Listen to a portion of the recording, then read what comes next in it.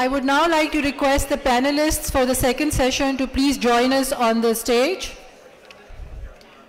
The panel includes Maheen Rahman, CEO Al Falah GHP Investment Management, Sarim Sheikh, President and CEO GE Pakistan, Afghanistan and Iran, Purvesh Chaudhary, Founder and President Agahi and Co-Founder Foresight Lab, Sulaiman Mehdi, Chairman Pakistan Stock Exchange, Ayla Majid, Managing Director Financial Advisory Services, Khalid Majid Rahman, Chartered Accountants, and our moderator for the session is Yusuf Hussain, CEO Ignite, National Technology Fund.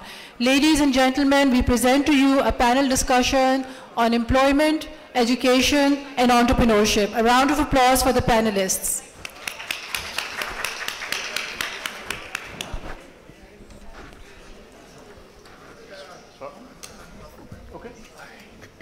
Thank you very much. Assalamu alaikum, everybody. We've got an exciting but broad topic today, which is employment, entrepreneurship, and education. I would just like to start with a couple of comments, and then we have an excellent panel here. The World Economic Forum Global Competitiveness Index says that no nation has lifted out of poverty without economic growth. So economic growth is key. That economic growth in turn is driven by increase in productivity of labor and capital, meaning people becoming better educated, better skilled, and being able to add more value and being able to compete globally and for domestic markets. And that kind of productivity is driven by technology and innovation and entrepreneurship. It may be technology, in other cases it may be non-technology, but it's small businesses and entrepreneurs. And innovation. That innovation may come from technology, or that may come from opening up new markets like housing or tourism, growing them, bringing in new business models, new financing models. So with that, I think that the panel we have today, we have three people who I'm going to ask right now, who are from the investment community, and we know that whether you're in technology or non-technology, growth and employment are driven by businesses. And they decide which businesses get funded and which businesses do not get funded. So with that, let me first request Sulaiman, who's the chairman of the Pakistan Stock Exchange, to briefly introduce what he does and then share his views. Thank you, Yusuf. Bismillahirrahmanirrahim. I'm Sulaiman Mehdi. I'm the chief executive for a private equity firm called Cyan Limited. Cyan is a listed entity at the Pakistan Stock Exchange. It's the investment arm of the Dawood Group. In addition to CEO Cyan, I'm also the chairman of the Pakistan Stock Exchange, which is a ceremonial position. So since it's a very elaborative topic in terms of three different components, so I'm just going to start with some statistics. So maybe we can get into the details as to why and where we are lagging behind today. So Pakistan being home to 220 million, sixth largest population, 140 million under the age of 30, so probably we are one of the youngest countries in the world and second youngest in Southeast Asia after Afghanistan. So with these parameters in place, education, employment, and entrepreneurship are very thickly entwined. They cannot be detached. So, for example, before even going into other issues, I'll share some more statistics in terms that even as of today, household consumption constitutes 80% of Pakistan's GDP. Our consumption growth will still continue to grow at the rate of 15% per annum. Apart from economics, digital consumption has been on the rise. 152 million subscribers to telecom, more than 40% having access to 3G, 4G. 3G, 4G itself has grown by fourfold in the last 3 years, making it to 60 million subscribers in October 2018. Our e-commerce growth has beaten all expectations of the analysts and have crossed $1 billion mark in 2018. Now, with all these numbers and parameters in place, we unfortunately still lag behind the entrepreneurship curve. And what is the way forward? In order to reach to that entrepreneurship curve, what is eminent is that we start doing venture capital investments and we scale up our SME sector by roping them into the formal economy of the country. I'll just take this privilege of sharing with you that very recently the Pakistan Stock Exchange has already approved a new SME board for the listings of the SME, and the rules have been made so flexible that any company with a capital of 25 million rupees can now come and list at the Pakistan Stock Exchange. We are targeting our first listing hopefully by July, August. I'll just quote you an example of Nigeria, how they have done in terms of scaling the SME sector. So they've massively invested into their credit-related infrastructure in the last few years, and today they've got 37 million SMEs, out of which 1/3 have all taken loans from financial institutions. Versus Pakistan, today we've got 3.2 million SMEs and less than 200,000 have taken loans from the bank. So with that, I think there's a lot that can be done in terms of reviving the SME sector if we just try and replicate the Nigerian model. I'll just place one example of my Cyan's experience and one suggestion, and then I'll pass it on to my other colleague. So we were at the verge of closing a very good transaction, and we had spent almost a year's time with that firm.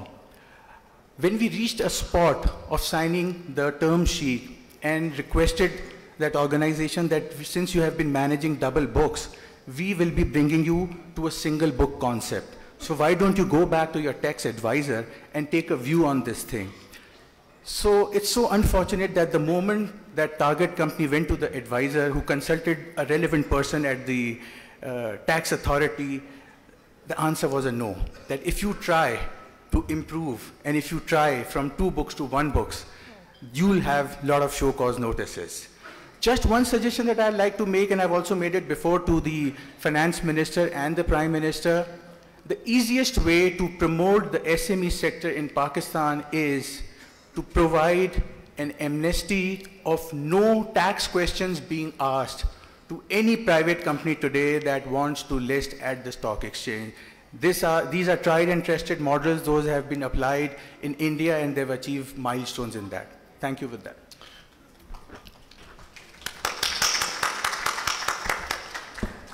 So Salman, thank you for that very precise recommendation, which is for SMEs, number one, that entrepreneurship is a future of employment creation. And number two, to get SMEs into the formal economy, get them funded, allowing them to scale. They should be given a tax amnesty on whatever the practices were in the past. Thank you. With that, I'd like to go to Maheen, who manages Al-Falah Investments. Maheen, what are your views on this? All right, so thank you for that. I'd just like to build on something Suleiman said, and he talked about something that's very, very important. And that relates to the consumption cycles that we have in our households. Now, 80% is an incredibly high consumption rate. And if you talk about the flip side of that, which is what Al-Falah Investments does, and that looks at savings. So our focus is that we channel savings of households and we redirect them towards businesses, or we redirect them towards lending opportunities. What we find is that if consumption is 80%, then where does savings fall? And Pakistan happens to have one of the lowest savings rate in the region. It's only at about 12%. Now, why is this relevant to this discussion? Well, first of all, when we look at businesses or we look at funding opportunities, we find an incredible lack of good HR.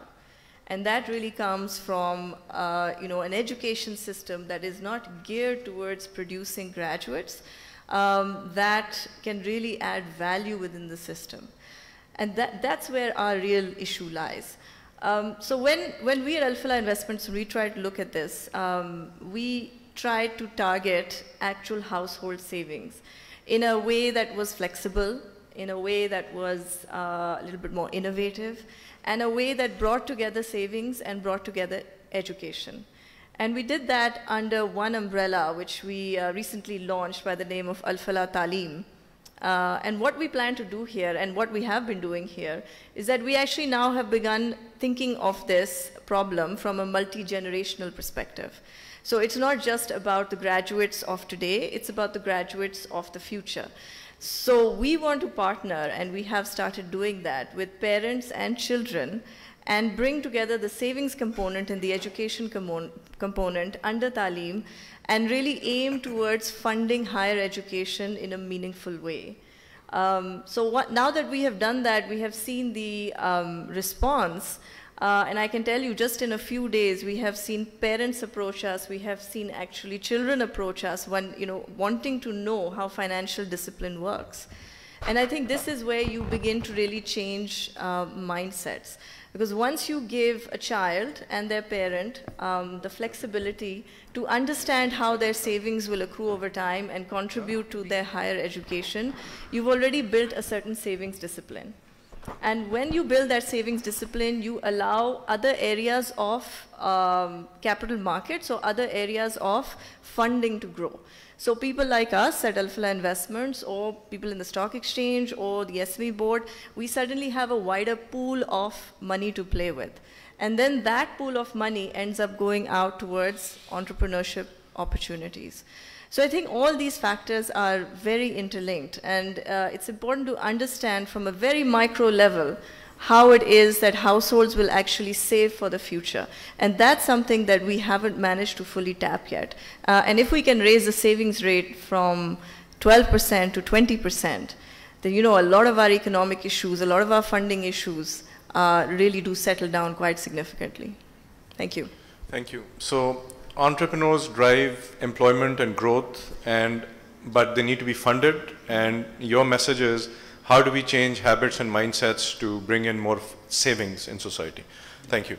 And Ayla, now I'd request you, you've had experience closing a number of foreign investment transactions as well, so you have more of a global perspective as well. What do you see as the gaps and the solutions? Thank you, Yusuf. Excited to be part of this interesting panel discussion. So first of all, when we talk about any investment coming in, whether it is at any level, whether it is at a macro level, a bigger project, or sort of mid-tier investments, SMEs, and also for startups. So we first need to understand what is the ecosystem and how the ecosystem is facilitating this. Some of the indicators and some of the key ingredients that Suleiman talked about, which are very much needed, that sort of sets the scene that what are the key missing elements and where do we need to go. So there is one big pillar, which is the government. The government needs to support, the government needs to provide tax incentives, then there is the capital markets, then there are the VCs. I see a couple of them sitting here in the audience as well. Who are going to fund, then there are the fund managers, then there is the academia that is preparing the talent, which Maheen talked about. So all of that is really required. These are the pillars for doing business and for sustaining. So what we essentially need to do is work in sort of strengthening all these pillars. Yusuf, you talked about the challenges that are faced in sort of closing transactions or sort of bringing in investment. So my role is financial advisory. So I help in mergers and acquisitions, public-private partnership, across different sectors, infrastructure, minerals, oil and gas, also advise my government. I'm part of a few government boards as well. So I have a view of the challenges that I personally have faced, and also all the organizations, the challenges that are faced by them. I think we need to create an environment whereby we are doing our bit and not always look at what are the kind of incentives the other party is going to give us. So I was having a chat with a senior business leader, and we all concluded that we should be looking at working in spite the government. So I think that's the kind of approach, if we have, we will find solutions. So when anyone coming into investing in an emerging market like Pakistan, it's really a no-brainer because of the kind of demographics that we have, young population, the kind of resources. The earlier speakers, General Zubair Hayat, also talked about that the economic paradigm is all shifting towards East. So Pakistan is a great place to work in, and we need to sort of now channel all these things together, make an environment cohesive. And I must also not sort of forget the great work that, that the incubators are doing in the startup space. We need really more of that in the technology space. And also the kind of opportunities that we have here, it's not just digital, not just sort of any particular sector, it is health, it is education, it is the social sector, because there is so much development gaps in our country that everything, if we turn it around, is an opportunity. So while we do have our challenges, it is extremely important that we stay focused and we look at vehicles to bring more investment. I think that is the single biggest hurdle to scale up that still remains. And for that, I would say that it should not be only the foreign funding coming in. We have seen in the past couple of years that our startups, our businesses, both small, large, have attracted foreign investment, which is brilliant. How we will really scale our growth is when we have our internal investment as well, whether it is channeled through funds or whether it is business groups looking at investing investing into others' projects in Pakistan. So those are really key ingredients that we need to sort of have and focus on. Okay, thank you. So my takeaways were that there are a lot of opportunities, and the government has to work on ease of doing business and policy initiatives, but the private sector can do a lot in terms of innovation, whether they're corporations or they are entrepreneurs, small and medium enterprise, they can innovate. And that kind of leads us to our next question. So innovation is described as an idea or invention which transforms into a product or service that impacts society. That societal impact is very important, otherwise it's just an invention sitting in a lab. And so one of the first major innovations was the steam engine, and Klaus Schwab calls it the first industrial wave for trade and for productivity in the factory space.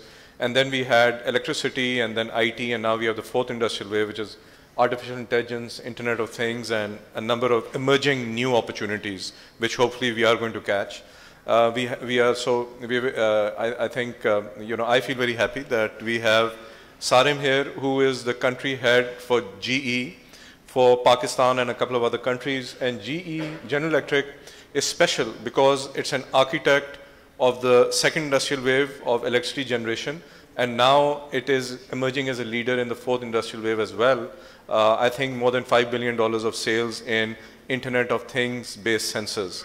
And by the way, we have a number of projects in Pakistan in energy, in agriculture, which are using Internet of Things sensors from GE, which are using artificial intelligence to deliver value today. So this is something that Pakistan can catch on as well. And other than that, Sarim, you just completed the Paris Marathon, 43 kilometers, and took the Pakistan flag. So please tell us what GE is doing in Pakistan. Sure. So how do you see this? So I think firstly, I'd like to congratulate Asfar for another fantastic event. And I'd like to congratulate him again, because this is probably the first panel I've ever sat on where the gender balance is right. So I think we should give a big clap to him for that.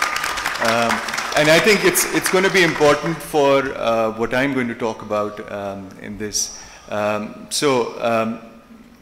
For us, I think there are obviously two paths, and Ayla slightly touched on it, that either we believe that the government is a force for good, or we believe that the government is a force for nothing. And these are really the two paths we have. And if we believe that the government is a force for good, then there are some very basic things which we'll pick up in the panel. But I think for all of this, the leaders in this room, I'd like to talk about just three things which are a little more basic than the fourth industrial revolution. You know, we are a low-income economy trying to get into the middle-income economy. And I do not know of any middle-income economy since the start of the Industrial Revolution which has done so with these three challenges.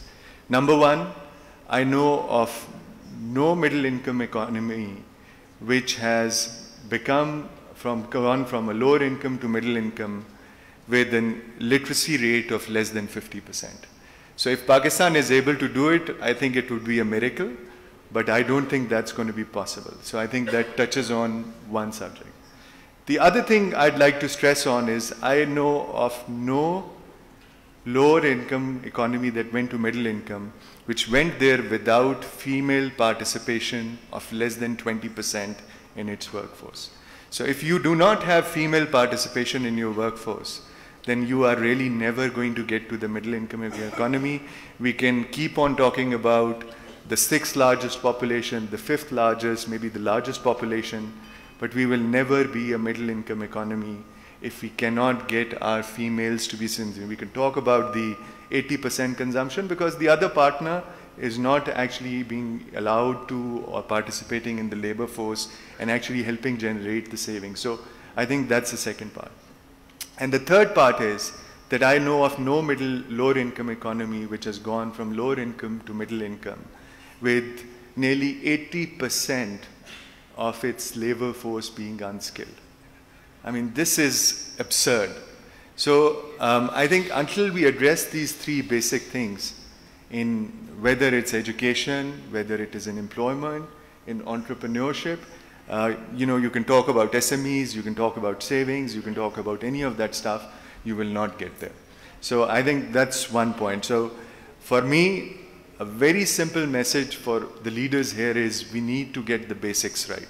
Before getting the basics right, you can create islands of success and innovation, but if you don't have the basics right, you know, we'll have a few people who will get rich, who will do well, like all of us, probably in this room, but the vast majority will remain poor, and that is a very unsustainable model.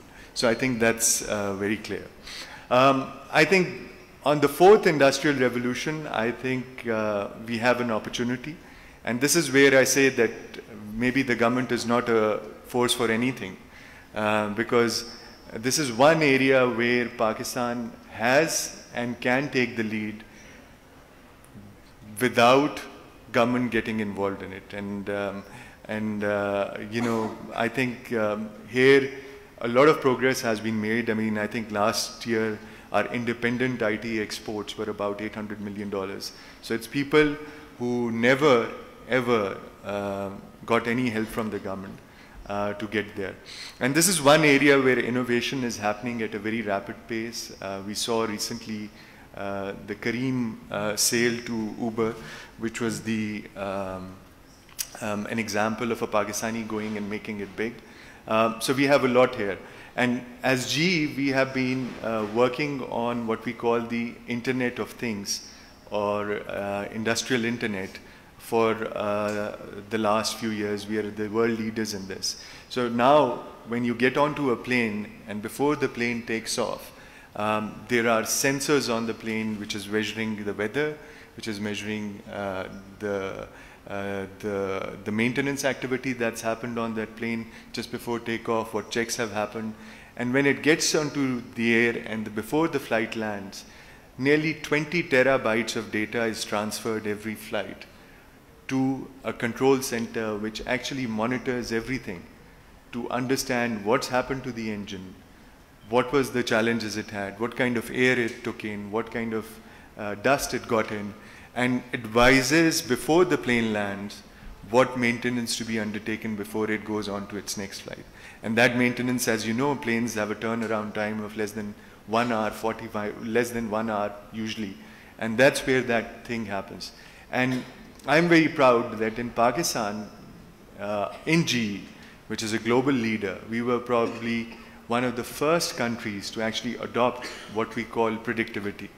And all of our privately owned plants, not the government owned plants, but all of the privately owned plants in Pakistan are using what we call our Predix platform, digital platform, to actually improve their performance, because gas turbines, plane engines are pretty much the same thing. Temperature, heat, weather, all of these things, and they're using this. So, and a lot of the work that was done was actually done by Pakistani engineers here, including, you know, Salman is from Dawood Group, but Engro has been a partner with us, and we have taken Engro from here outside Pakistan. In other markets, they've established a company called Engro Digital, doing this Internet of Things 4G there. So I think there is an opportunity on that, and there Pakistanis can lead. If you do believe that the government was a force for nothing, then there Pakistanis can actually lead and actually do things on their own without getting involved in that. So sorry for the long answer. No, thank you very much. I think very well articulated about literacy, female engagement, and skills. Though on the government engagement, I may have a bit of a contrary perspective. I think IT exports officially crossed $1 billion last year. As Janara is sitting there, I want to be accurate. Unofficially, it may be, I don't know, maybe $3.5 billion, because many come under foreign remittances, particularly freelancers. And I think IT services are very distinct from innovation and entrepreneurship, or very distinct from innovation at least, because there you're coming up with local ideas and solving local problems. And for that, we've seen in country after country, whether it is China, India, government spending billions of dollars building incubators. Even Google and Apple got government grants from Small Business Administration and National Science Foundation to start off. That's a USA.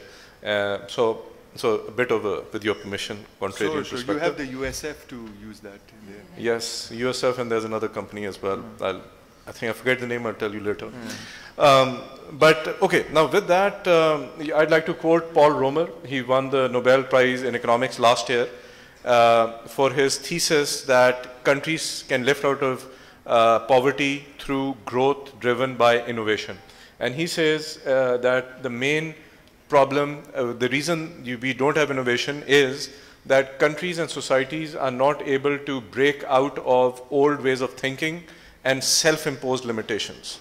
And he's an advocate of governments taking an initiative to set up even new cities, which will be the equivalent of special economic zones in Pakistan, with different rules and with different environments. Or let's say what incubators such as Nest.io try to do, which is bring in a problem-solving mindset.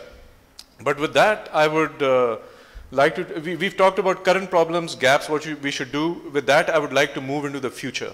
And we are moving into a future of work which is more gigs oriented rather than jobs oriented, which requires more creativity, because artificial intelligence and robotics are automating repetitive tasks.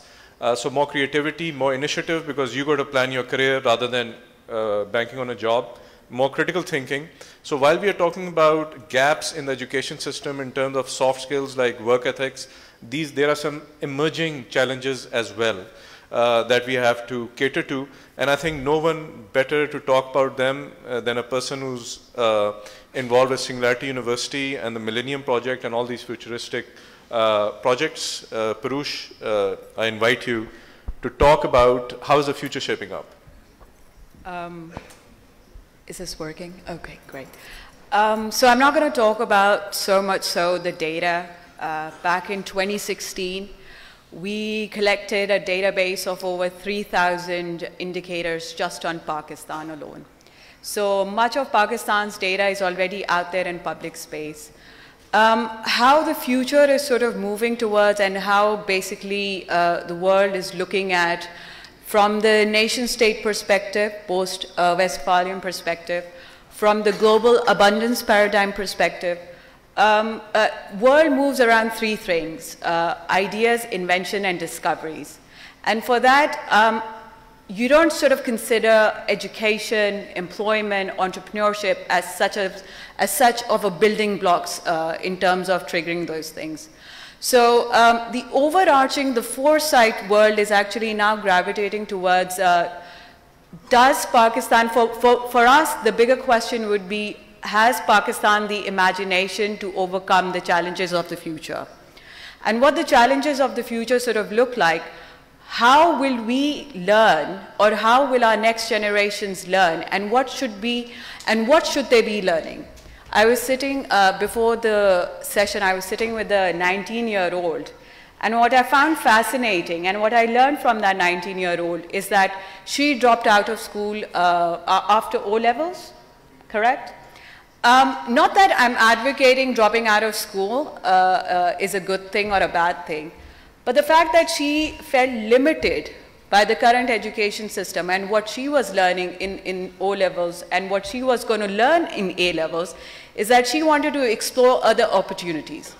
So she went on to Coursera, she went on to other edX models, and she sort of self-taught herself in terms of how should she be shaping a future. So as a 19-year-old, she now has a startup, and she has different psychiatrists and psychologists sort of helping her out.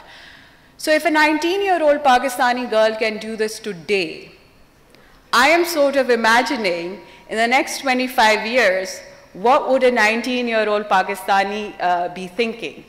And what would be the building blocks of those thinking? So collectively as a world, when we look at it, by 2060, I think the Muslim population is going to cross the Christianity faith. And when that is happening, the world is going to be looking at how Pakistan makes its policies very differently. So the choices we sort of make today predominantly would determine how we sort of move into the next centuries. So by 2100, I'm sort of anticipating here, I'm not going to put any sort of predictive analysis, but I'm sort of anticipating here that Pakistan has a very promising future. We've got all the right players in place today. What we sort of need to engineer our thinking towards, and something that Ayla sort of mentioned during our little huddle before the panel also, is the ecosystem.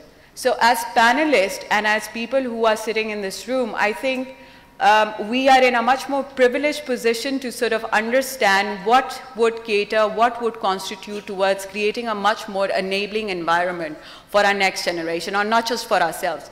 Because the world is moving from a very capitalistic, narrow, self-interest-driven, agenda-driven framework towards a much more of a framework which is flexible and which can change over time. And so there isn't anything wrong with making U-turns at all. We learn this. And it's fine if you take U-turns. I mean, it just goes to show that you are flexible enough to go back to your drawing boards and sort of reflect on the kind of decision that you need to make. So I think in that context, we just need to understand where our imagination would probably take us into the next century. Thank you very much, Parush. I like that kind of thing you said about U-turns. Because when we talk about, in the context of the future, because we know that, I think Ghazanfar is in the room somewhere, but Bob Watson Sr., one of the chairman CEO of IBM, at one time predicted that no more than 50 computers could be sold worldwide per year, not more than 50 computers. And there have been other massive blunders when you're talking about predicting the future. And so, as startups know, you do learn and you do take U-turns. So, with that, I'd like to, because Sarim said that this is basic, and it is. So, let's talk about skilled workforce, and let's talk about vocational training. In a nation of 200 million people, 5,000, 10,000 a year does not really amount to anything. How do we do it at scale? So one example I'd like to give is digiskills.pk, now which trains in intermediary digital skills like freelancing and WordPress, digital marketing, and design and creative writing, allowing people to earn a living on international freelancing platforms. So regular programs train about maybe 2,000, 3,000 a year. This one got over 300,000 enrollments in 8 months. So by using artificial intelligence to match content with trainees and a bunch of other technology. So can you comment on for example, the first problem that you identified, which is vocational training and skilled workforce, how can we use technology, any other technology, maybe augmented reality, maybe Internet of Things, to train the Pakistani workforce at a scale of tens of millions rather than thousands? Yeah, so I think you were absolutely right, and I was speaking to Javed Hassan, who you know has recently taken on that role around looking at the vocational training institutes across Pakistan, and we had a good engagement with him on that subject as well. So broadly speaking, you know, firstly, as I said, 80% of our workforce is unskilled, and that is why, you know, all of us, most of us now enjoy a quality of lifestyle which few other countries can match, because each one of us has people working at our homes, cooking for us, doing stuff, which is because they're all unskilled. They can't get good jobs out there. You know, you go out and the number of drivers has ballooned from what I used to see as a kid, with people having chauffeurs driving them around. It's now ballooned. Everybody has actually chauffeurs, because it's a low-skill job. Anybody can do it and do that. So I think for us, we have a huge task ahead of us. Now, I don't know about DigiSkills, but we do know that increasingly, even for sophisticated companies like GE, which are working on engine platforms and things like that, we are doing a lot of the training now remotely. So you no longer actually need to go and get under an engine to figure out. You actually get full 3D.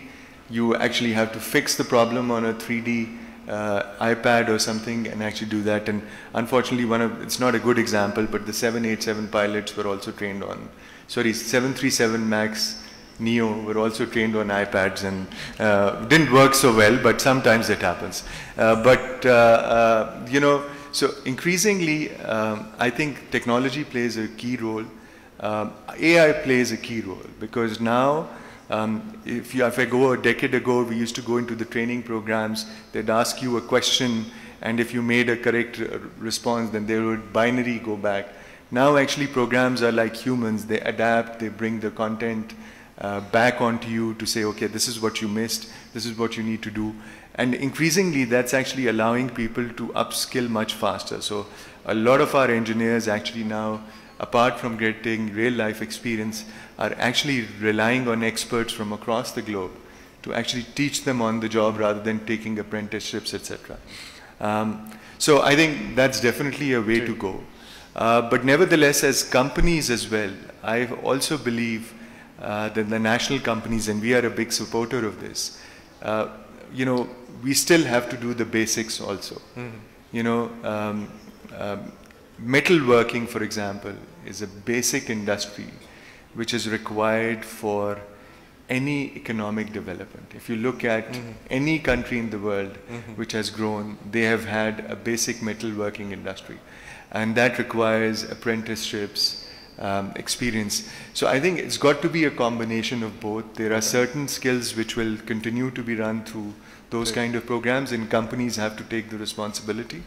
And then there are programs which you can run through AI and IT to make that happen. Okay, excellent. So we do need some on-the-ground apprenticeship, but there is an opportunity to use AI and augmented reality to train millions of people rather than thousands of people as well. Ayla, you want to share something?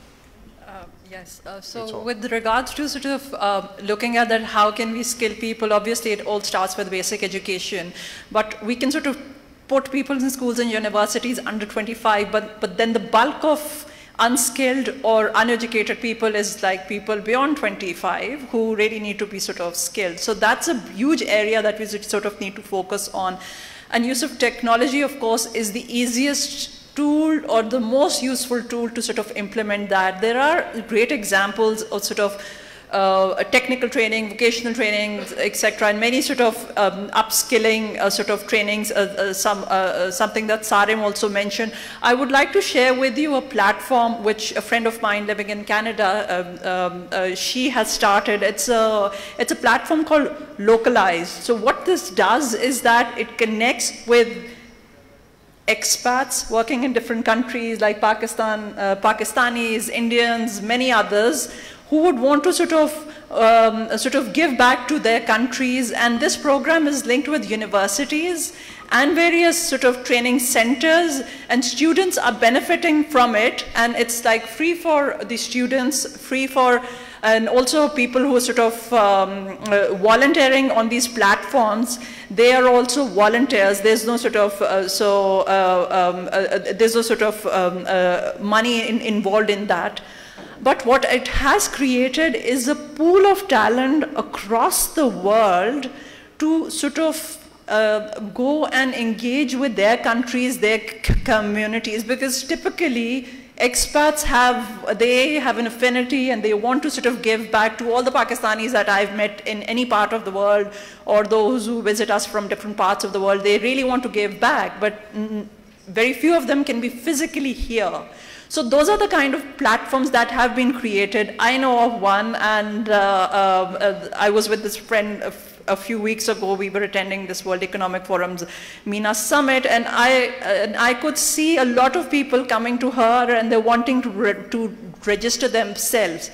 And by this way, you're not only attracting talent of your expats, you can attract talent from expats of many different countries and linking them with universities, students, training centers, these various programs. So there again, it was only possible with the technology, and I'm very sure there are very smart individuals out there who are trying to sort of decode this and trying to figure out that what way they can engage and they can help bridge the gap. Okay, so thank you very much. Yes.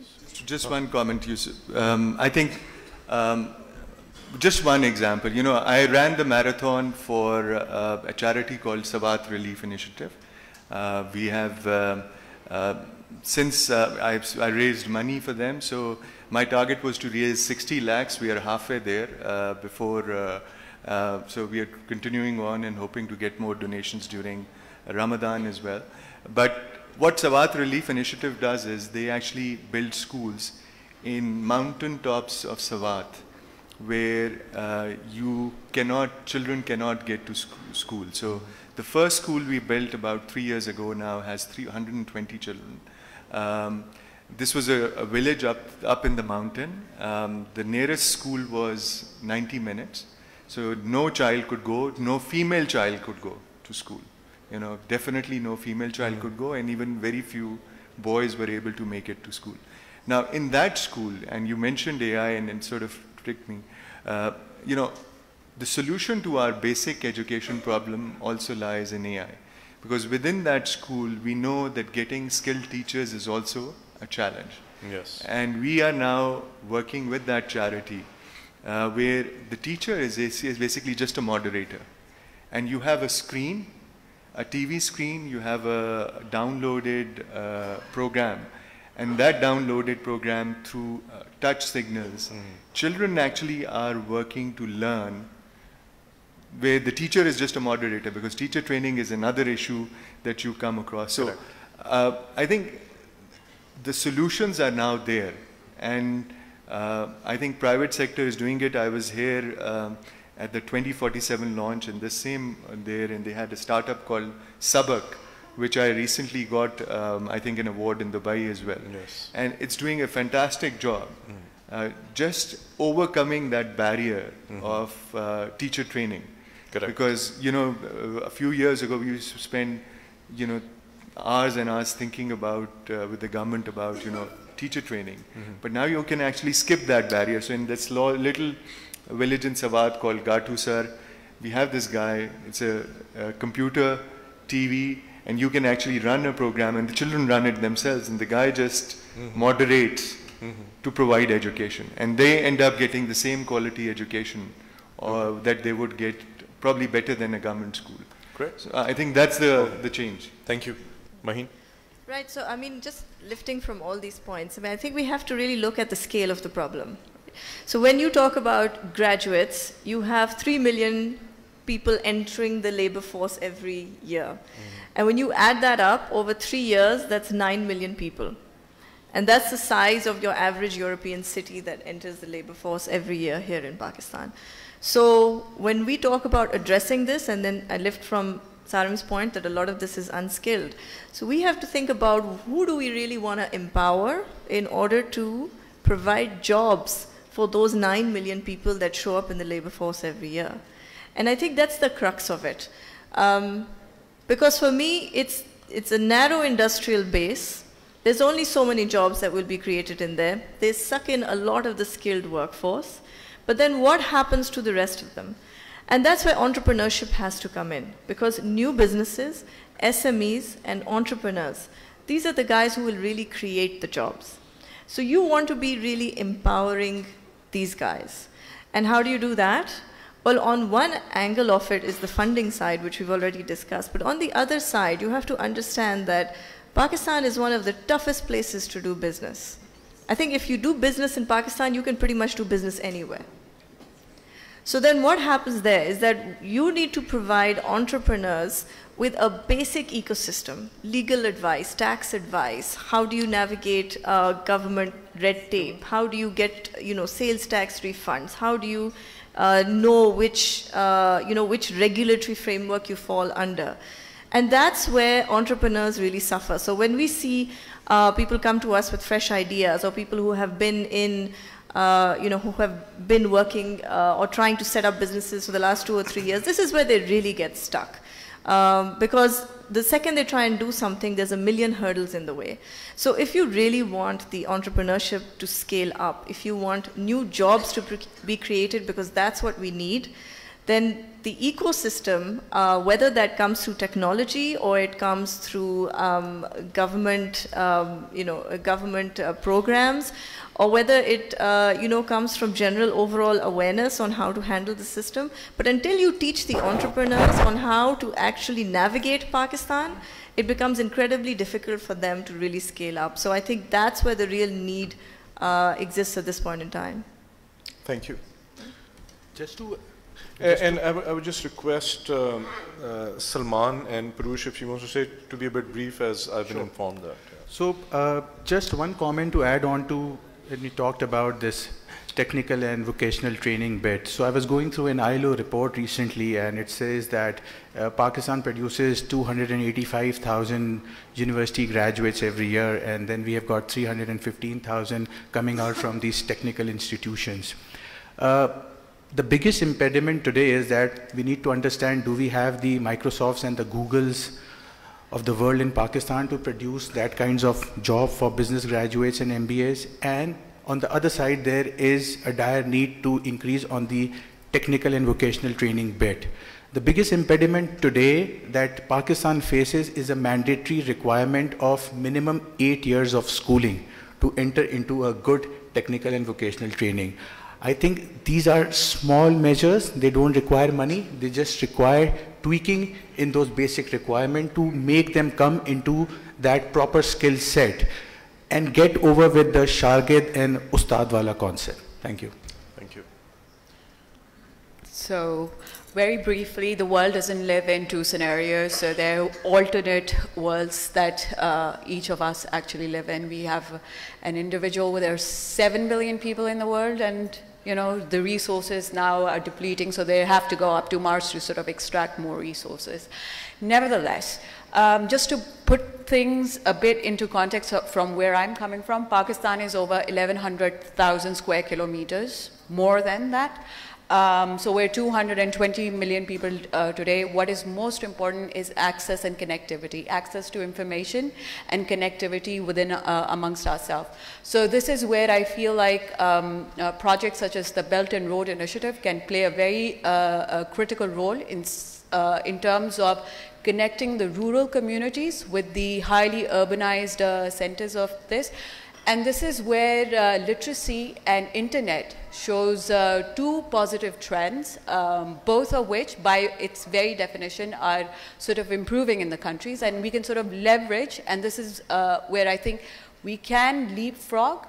And rather than focusing too much of putting emphasis on the infrastructure alone, connecting people, both in terms of the physical logistics part, but also through how do you connect people's minds.